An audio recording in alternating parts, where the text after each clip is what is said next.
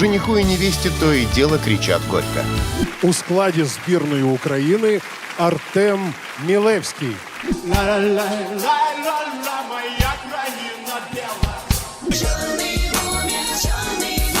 Многие считают меня безумцем.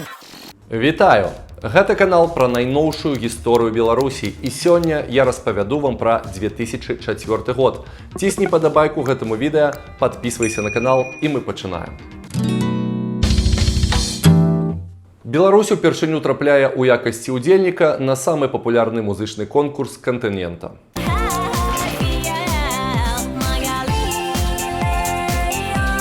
Прадстаўнікі нашай краіны дуэт Александра і Канстанцін з песняй «Май Галілео».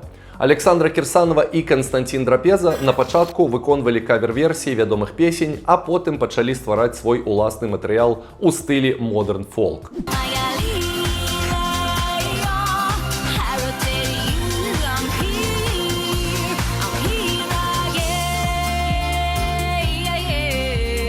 Першы блін аказваецца камяком. Александр і Канстанцін атрымліваюць усяго 10 балаў. Гэта горшы вынік за ўвесь час удзелу ў Еўрабачанні. І разам з Манака дзеляць трэцяе месца ў канцы спіса удзельнікаў. За 16 гадоў прадстаўнікі Беларусі трапяць у фінал толькі 6 разоў. Лепшым стане вынік Дмітрая Калдуна ў 2007. Беларус займе 6е месца. 15 разоў удзельнікі будуць выконваць песню па-англійску, і толькі Наві Бэнд у 17 годзе праспявае на роднай мове. Беларусь будзе прымаць удзел у Еўрабачанні да 2019 года. У 20-м конкурс будзе адменены з-за ковіду, у 21-м канкурсантаў з Беларусі дыскваліфікуюць за палітычных тэкстаў. Я научу тебя плясать под дудочку. Я научу тебя клевать на удочку. А пасля пачатку вайны ва ўкраіне Беларусь будзе выдалена са спіса удзельнікаў. Па выніках 2004 года адным з самых камерцыйна паспяховых альбомаў Беларусі становіцца «Ответь мне почему» у выкананні Алексея Хлястова. Куда исчезли все мои мечты?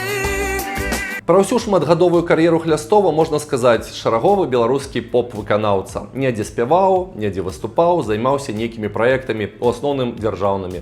Запісаў дуэт з расійскім зэтнікам Дзянісам Майдановым для прапагандысцкага фільма «Мы братья» 10 гадоў таму назад. Наш зритель должен встретить его самыми громкими аплодисментами. Встречайте на этой сцене Денис Майданов! І я думаю, мала хто з вас назаве іншую песню Хлястова, акрамя гэтай. Куда исчезли все мои мечты? В каждом слове, в каждом дыхании. Скажу нават больш, у маёй кнізе хэштэг MBY артыкула пра Хлястова першапачаткова наогул не было. Велізарная хваля папулярнасці раптоўна прыйшла да Хлястова некалькі месяцаў таму, калі высветлілася, што ён зараз знаходзіцца ў чорных спісах і працуе ў таксі. Я перебил по продажам ляписов и группу «Краски». Но в данный момент основная профессия – это водитель такси. Хіт 20гадовай даўніны атрымаў новае жыццё. Інтэрв'ю з Хлястовым набрала 150 000 праглядаў, а пасля яго ён нават адседзеў на сотнях.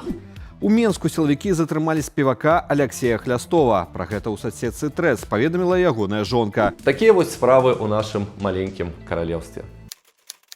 27 траўня ў Германіі стартуе фінальная частка 14-го чэмпіяната Еўропы па футболе сярод маладзёжных зборных. У ім упершыню прымае ўдзел зборная Беларусі. Маладзёжная зборная пачала паказваць годную гульню яшчэ напрыканцы 90-х. Тады на фоне цалкам правальных вынікаў нацыянальнай зборнай вынікі маладзёжкі часта цешылі і абнадзейвалі. Гэты поспех найперш звязвалі з трэнерскім геніем Юрыя Пунтуса.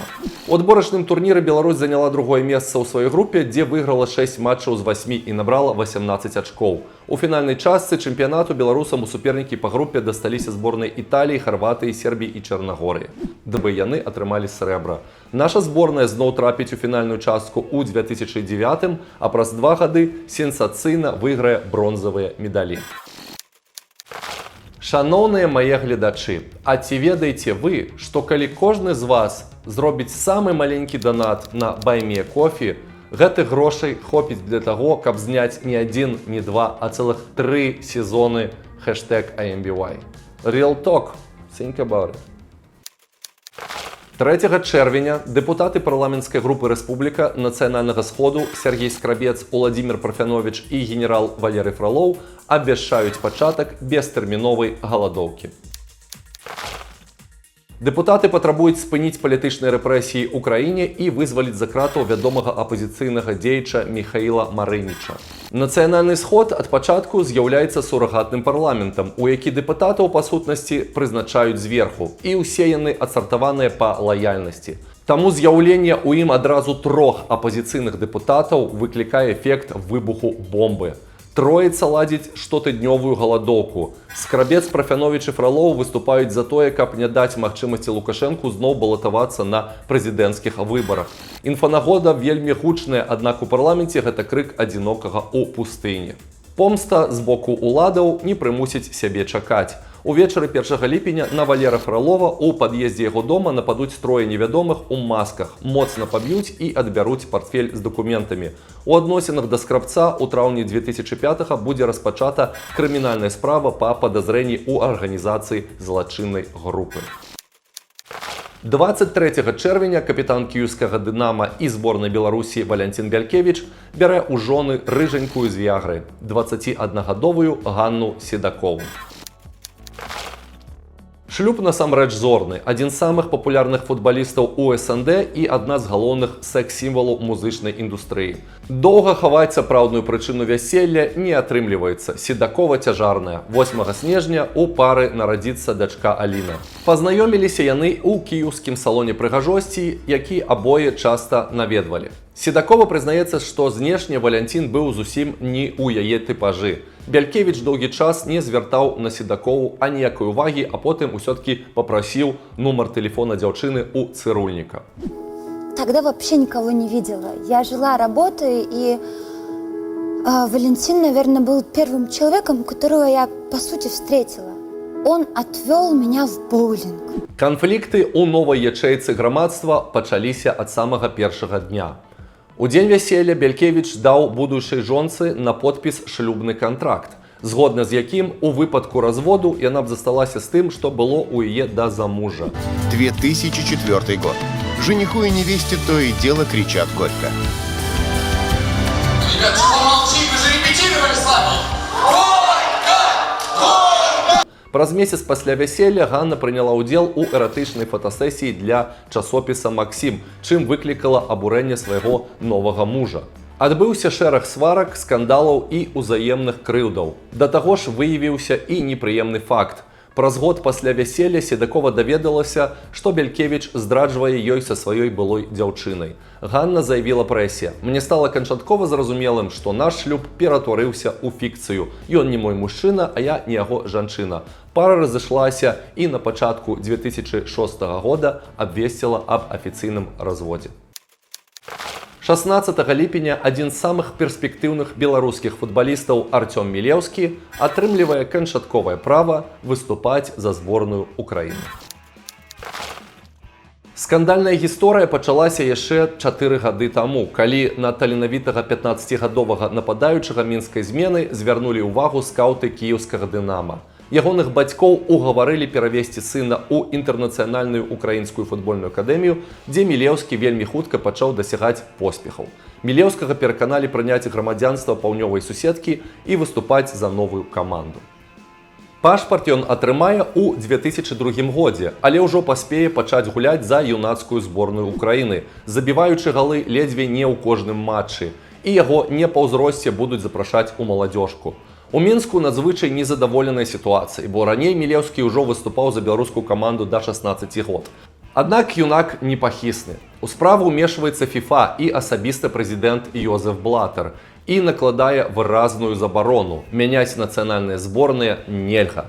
У Беларусі падрыхтуюць паперы да падачы ў спартыўны арбітражны суд.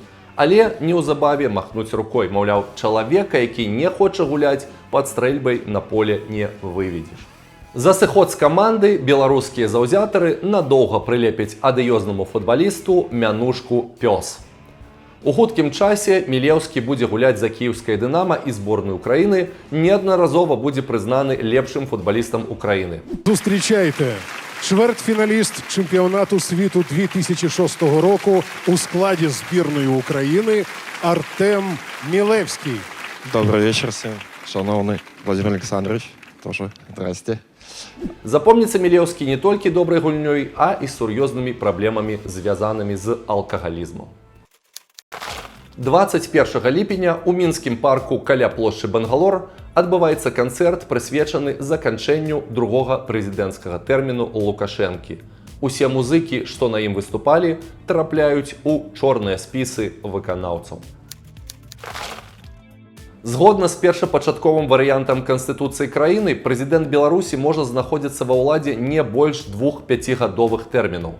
У ліпені спаўняецца роўна 10 гадоў з моманту прыходу да ўлады Александра Лукашэнкі. Адпаведна, час яго кіравання скончыўся. Аднак рэферэндум 96-га абнуліў першыя 2 гады, і цяпер прэзідэнцкі тэрмін Лукашэнкі павінен скончыцца не ў 4-м, а ў 2006 годзе. Канцэрт носіць сімвалічны характар, але яго наступствы будуць вельмі адчувальнымі для ўсіх удзельнікаў. На сцэну выходзяць гурты «Палац», «Драм Экстазі», «Нейрадзюбель», «НРМ», «Зет», «Памідоров» і «Зміцер Вайцюшкевіч». Песні ўсіх удзельнікаў канцэрта ў момант прыбіраюць з радыёэфіру. Іх кліпы забароненыя да ратацыі на тэлебачанні. Правесці канцэрты ў вялікіх гарадах становіцца нерэальна. У апошні момант яны адмяняюцца па надуманых прычынах, такіх як, напрыклад, візіт пажарнай службы альбо проста па званку зверху. Я то есть, уже не ведущий программы «Технология» на СТВ. Хоменко оставался, Палац оставались. Их вызвали в Белконцерт и попросили подписать заявление 19 июля, что якобы, когда они были на Бангалоре, они уже были уволены. Значит, Драм Экстази, которые были тогда в топе, они съездили на какой-то ОНТшный проект куда-то в Южную Америку и выступали. У них должен был быть большой материал, выйти на телеке, большой материал в Совдепе. Это все рассыпано было, все, они оказались... Мы все оказались вне закона. Все наши авторские счета участвовавших были заблокированы. Почему-то под этот каток попала группа Крама, которая в тот день тоже выступали, но совсем по другому поводу, и в Бресте. И вот тогда появился первый список запрещенных групп и исполнителей, который полностью сложился, оформился в конце августа, уже именно телефонным правом, уже именно списком, был вывешен на всех радиостанциях и телеканалах. Вот тогда был он состоял из 8. Почему-то туда попал Леня Нарушевич, группа «Князь Мышкин». Потом этот список стал пополняться. Ну вот, это первый список запрещенных, это 2004 год. Удзельнікаў канцэрта на Бангалор будуць кашмарыць ажно 3 гады. Адліга надыдзе толькі ў 2007, калі пасля візіту музыкаў з чорнага спіса да намесніка кіраўніка адміністрацыі Лукашэнкі Олега Праляскоўскага ім зноў дазволяць даваць канцэрты. Аднак і гэта працягнецца нядоўга. Пасля выбараў 2010 года гайкі пазакручваюць ізноў. Беларускія рокеры пачнуць звыкаць да жыцця ва ўмовах цэнзуры і абмежаванняў падобных да савецкіх. Адным з самых яркіх калектываў у беларускай музыцы нулявых становіцца гурт «Без білета».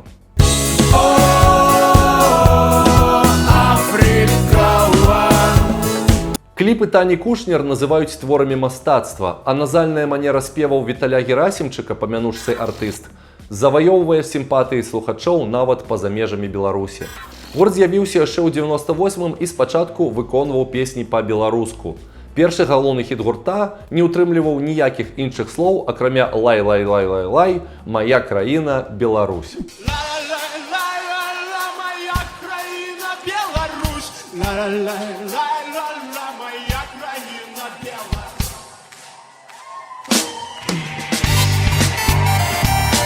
Тым не менш, на рок-кароне 2001 кампазіцыю назавуць песняй года. Але артыст пакуль знаходзіцца ў пошуку. Ён аддасць карону першаму выпадковаму гледачу ў зале і абвесціць, што цяпер гурт мяняе назву на «Море». Праз паўгады зноў верне першапачатковую. Папулярнасць пачынае прыходзіць да «Без білета» ў 2004 годзе пасля другога альбому «Нарисована». У наступным годзе закон аб 75% згуляе безбілетнікам на руку і сур'ёзна павялічыць іх прысутнасць у радыёэфіры.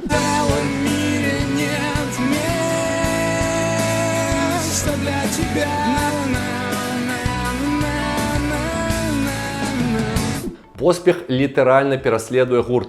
Ратацыі на радыёстанцыях Расіі СНД, альбом года і гурт года на рок-кароне, прэмія лепшае відэа ад MTV, канцэрт у палацы спорту, выступленні на фестывалях у Францыі, Італіі, Германіі, Польшы.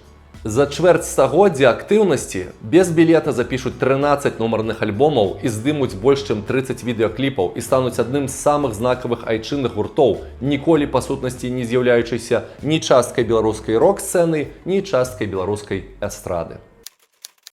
21 жніўня на алімпійскіх гульнях у Афінах у самай прэстыжнай лёгкаатлетычнай дысцыпліне бегу на 100 метраў фінішавала першай беларуска Юлія Несцярэнка.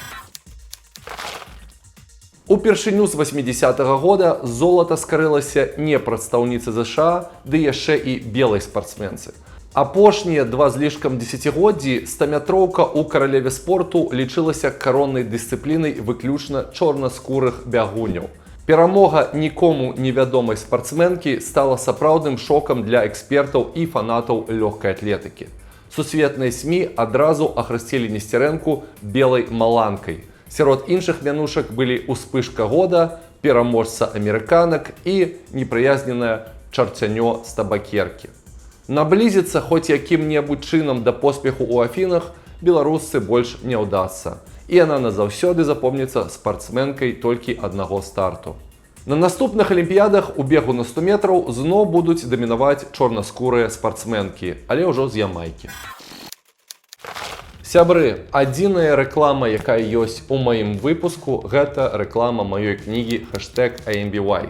Калі вы хочаце падтрымаць мой праект і асабіста мяне, калі вы хочаце падтрымаць найноўшую гісторыю Беларусі, вы можете набыць маю кнігу. 330 сторонак, вельмі прыгожае выданне, цвёрдая вокладка, крэйдавая папера, шмат фотак, шмат крутых малюнкаў, шмат крутога тэксту, спасылка ў апісанні да гэтага роліка. У верасні абяшкоджана самая жорсткая злачынная група ў гісторыі Беларусі – банда Сергея Морозова. Цягам 15 гадоў групоўка трымала ў страху ўсю Гомельскую вобласць. У яе склад уваходзіла больш за 50 чалавек. Крымінальная справа заняла 167 тамоў. Былі даказаныя больш чым 100 злачынстваў рознай цяжкасці і 20 забойстваў. Морозаў нарадзіўся ў Луганску. З дзяцінства меў праблемы з псіхікай. Ужо ў 17-гадовым узросце ён атрымаў першы тэрмін. У прыпадку шалёнства збіў чалавека да смерці. У турме ён знаёміцца з Міхаілам Матюшковым, з якім створыць напрыканцы 80-х банду ў рабочым квартале Гомеля. Пачнуць з рэкету і крышавання палатак. Пойдуць справы больш сур'ёзныя. У 94-м інтарэсы Морозова перасякуцца з іншай гомельскай бандай – пажарнікамі. Морозаўцы выкрадуць кіраўніцтва канкурэнтаў, адвязуць гэтых людзей на лецішча і пад катаваннямі прымусяць прызнаць сваю ўладу. Неўзабаве Сергей Морозаў стане нефармальным гаспадаром Гомеля. Агромістыя хабары дапамогуць яму займець дах у гомельскім МВД. У лютым 96-го года Матюшкова застрэліць кілер на гомельскай аўтазапраўцы, і Морозаў пачне аднаасобна верхаводзіць у сваёй бандзе. У 2004 годзе будуць заведзеныя першыя крымінальныя справы па марозаўцаў, а на лаўцы падсудных апынуцца 46 чалавек. Больш за 300 асоб дадуць у судзе сведчанні супраць злачынцаў. 1 снежня 2006 года Верховны суд вынесе рашэнне. Морозаў і яго паплечнікі Данченка і Гарбаты будуць адсуджаныя да вышэйшай меры пакарання і расстраляныя праз 2 гады. Астатнія члены банды атрымаюць тэрміны да 20 гадоў. Апошняга Сергея Дербянёва знойдуць і арыштуюць у 2019 годзе. В Гомеле начался суд над Сергеем Дербенёвым, которого называют последним из лидеров этой банды и который скрывался последние 16 лет. 15 верасня выходзіць кліп на песню «Чорны бумер» 27гадовага ураджэнца Гомеля Сергея Пархоменкі, які выступае пад псеўданімам Серёга. Песня і кліп адразу ж намінаваныя на ўзнагароду MTV Russian Music Awards у катэгорыях «Лепшы хіп-хоп праект» і «Лепшы дэбют года».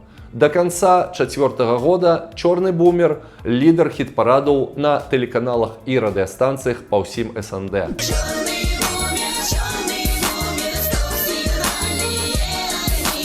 Ва ўзросце 19 гадоў Пархоменка кінуў вучобу ў Гомельскім дзяржаўным універсітэце і паехаў вучыцца ў Германію, дзе пражыў цягам 5 гадоў. Там ён прыняў канчатковае рашэнне стаць хіп-хоп музыкам. Некаторыя крытыкі называлі песні Сярогі спартыўнымі прыпеўкамі, пасля чаго Сярога вярнуўся дамоў. Першы трэк «Загубілі лялю» выйшаў яшчэ ў 2002, але сапраўдная папулярнасць да яго прыходзіць толькі пасля выхаду «Чорнага бумера».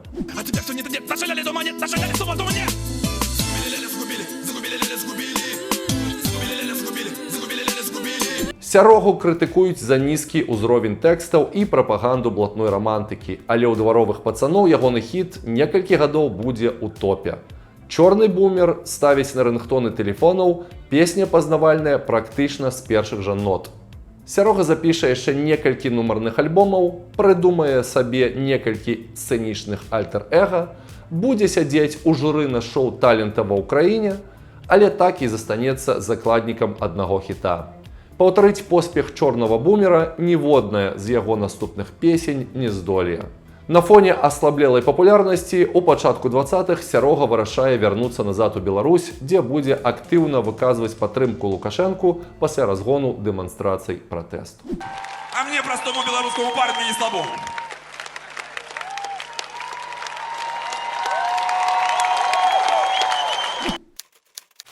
На 84-м годзе жыцця памірае адзін з апошніх жывых народных пісьменнікаў Беларусі Іван Шамякін. Шамякін нарадзіўся ў маленькай вёсцы Гомельскай вобласці. Дэбютаваў як літаратар у 45-м годзе. Далей імклівая кар'ера. Ужо ў 54-м годзе Шамякін уваходзіць у праўленне Саюза пісьменнікаў БССР.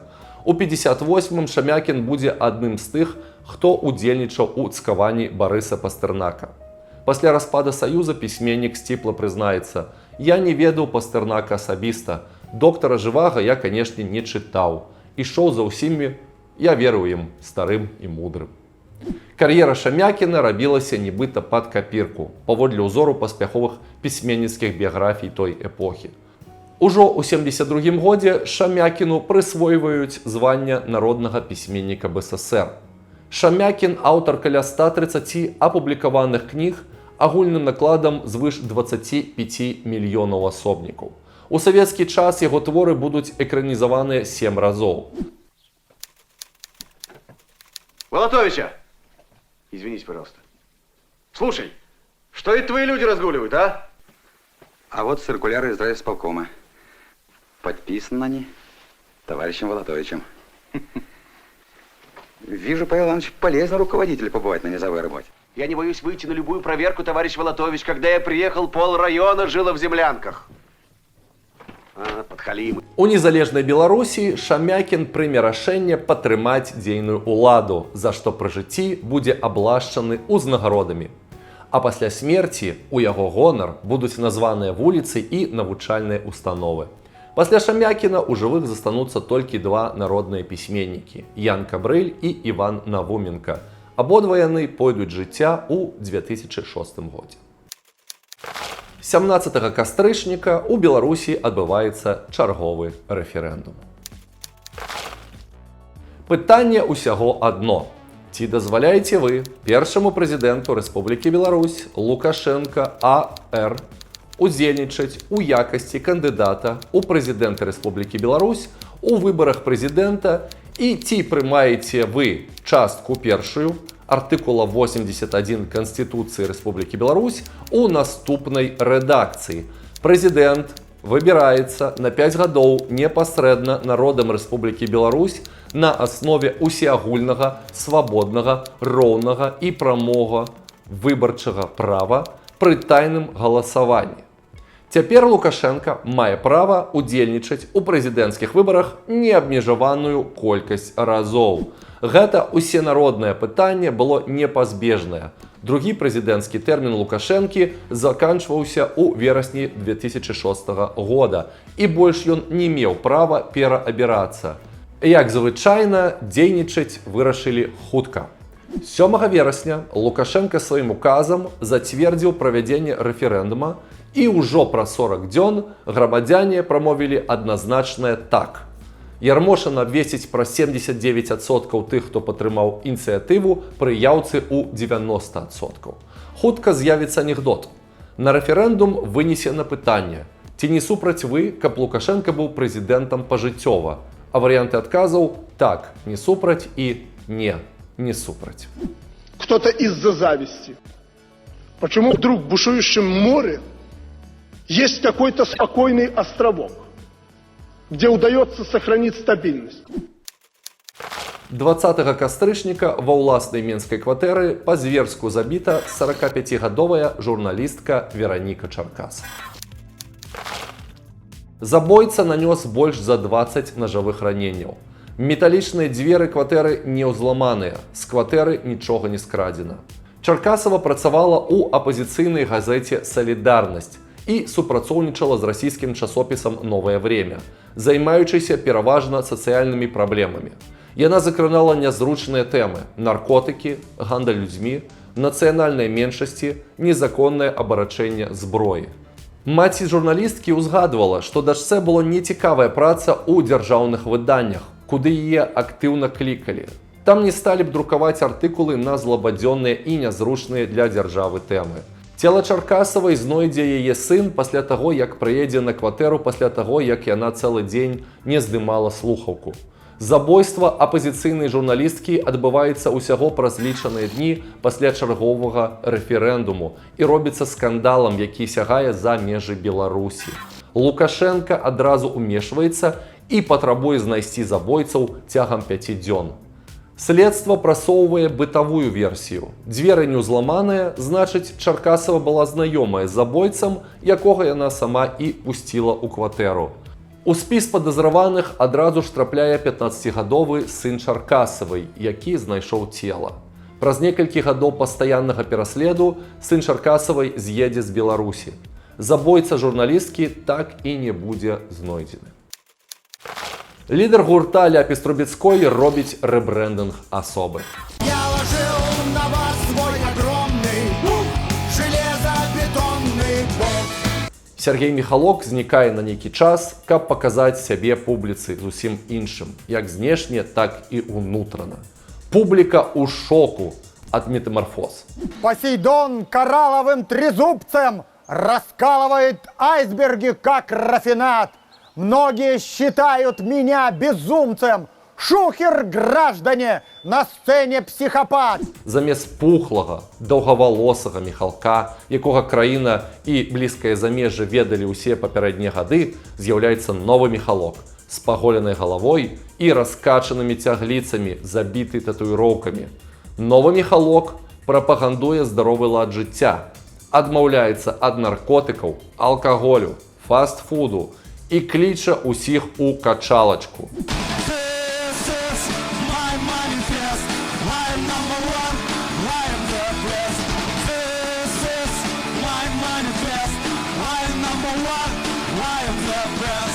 У творчасці Ляпіса змены яшчэ больш відавочныя.